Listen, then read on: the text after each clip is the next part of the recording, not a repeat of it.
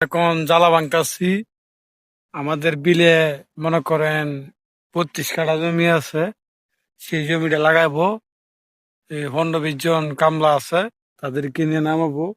আমি আসলাম তাদের লেগে, কয়েকটা কাশি নিয়ে আসলাম জ্বালা ভাঙার জন্য। এই যে কাশির আসার কোন জ্বালা ভাঙতাছি, এই যে জ্বালা, ছোট ছোট জ্বালা। আমাদের জ্বালা মনে করেন ছোট ছোট সাইজে, ছোট আর কি জ্বালাটা।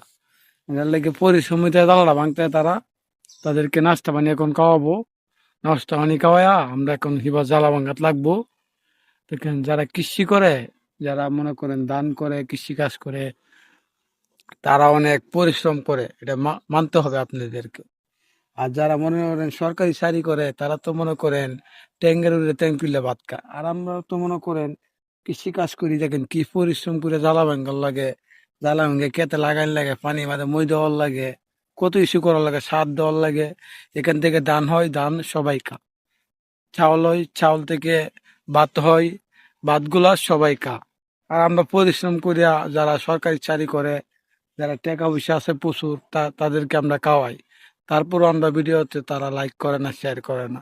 দয়া করে একটা লাইক, একটা কমেন্ট, একটা শেয়ার করে যাবেন।